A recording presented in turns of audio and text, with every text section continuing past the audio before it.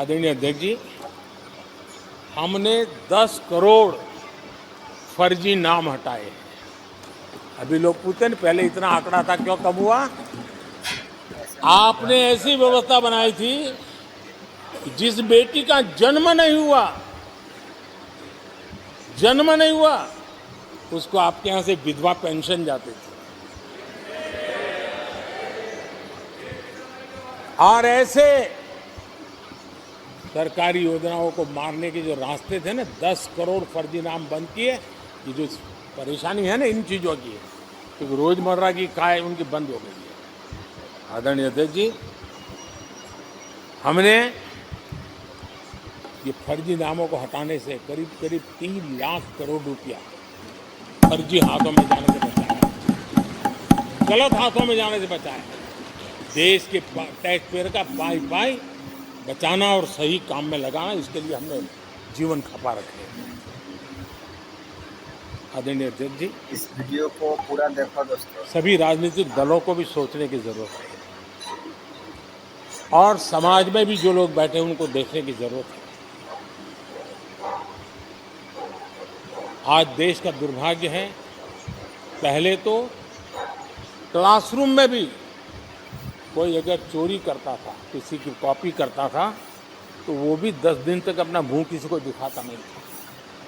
आज जो भ्रष्टाचार के आरोप जिन पे सिद्ध हो चुके हैं, जो जेलों में समय निकाल करके पैरोल पर आए, आज वॉशिंग मशीन से भी बड़ा कंधे पे लेकर के महिमा मंडन कर रहे हैं ऐसे चोरों का सार्वजनिक जीवन में। कहां ले जाना चाहते हो देश को तुम? जो सजा हो चुकी है, मैं ये तो समझता हूं कि आरोप जो है उनके लिए तो आप सोच सकते हैं, लेकिन जो गुनाह सिद्ध हो चुका है, जो सजा काट चुके हैं, जो सजा काट रहे हैं, ऐसे लोगों का महिमा मंडन करते हो आप? कौन सा कल्चर और देश की अभावी पीढ़ी को क्या प्रेरणा देना चाहते हो आप? कौन से रास्ते और ऐसी कौन सी आपकी मजबूरी है?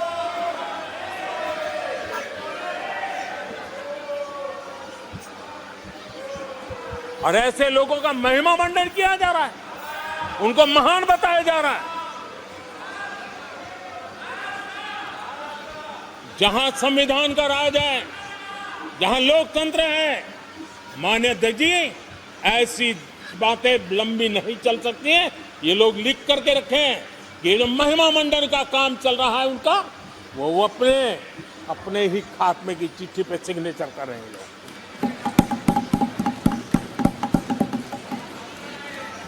आदरणीय अध्यक्ष जी, जांच करना ये एजेंसियों का काम है। एजेंसियां स्वतंत्र होती हैं और संविधान ने उनको स्वतंत्र रखा हुआ है। और जज करने का काम न्यायाधीश का है, जज करने का काम न्यायाधीश का है, और वो अपना काम कर रहे हैं। और अध्यक्ष जी, मैं इस पवित्र सदन में फिर से दोहराना चाहूंगा, जिसको जितना जुल्म मुझ पर करना है कर ले, मेरी भ्रष्टाचार के खिलाफ लड़ाई चलती रहेगी। जिसने देश को लूटा है उनको लौटाना पड़ेगा, जिन्होंने देश को लूटा है उनको लौटाना पड़ेगा। ये मैं देश को इस सदन की पवित्र जगह से वादा करता हूं। जिसको जो आरोप लगाना है लगा लें, लेकिन देश को लूटने नहीं दिया जाएगा, और जो लूटा है वो लौटाना पड़ेगा। आदरणीय अध्यक्ष जी, देश सुरक्षा और शांति का एहसास कर रहा है। पिछले 10 वर्ष की तुलना में सुरक्षा के क्षेत्र में देश आज वाकई सशक्त हुआ है।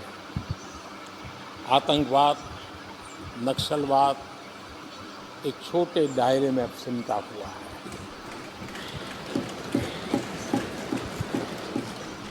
लेकिन भारत की जो टेररिज्म के प्रति जीरो टॉलरेंस नीति है। आज पूरे विश्व को भी भारत की इस नीति की तरफ चलने के लिए मजबूर होना पड़ा। भारत की सेनाएं सीमाओं से लेकर के समंदर तक अपने सामर्थ्य को लेकर के आज भी उसकी ठाक है। हमें हमारी सेना के पराक्रम पर गर्व होना चाहिए। हम कितना ही उनके मोरल तोड़ने की कोशिश करें, मुझे मेरी सेना पर भरोसा है। मैंने उनके सामर्थ्य को देखा है। कुछ राजनेता सेना के लिए हल्के फुल्के शब्द बोल दें, इससे मेरे देश की सेना डिमोरलाइज होगी। ये सपनों में कोई रहते तो निकल जाए। देश के मूड को वो खत्म नहीं कर सकते, और किसी के एजेंट बन करके इस प्रकार की भाषा अगर कहीं से भी उठती है, देश कभी स्वीकार नहीं कर सकता है। और जो खुलेआम देश में अलग देश बनाने की वकालत करते हैं,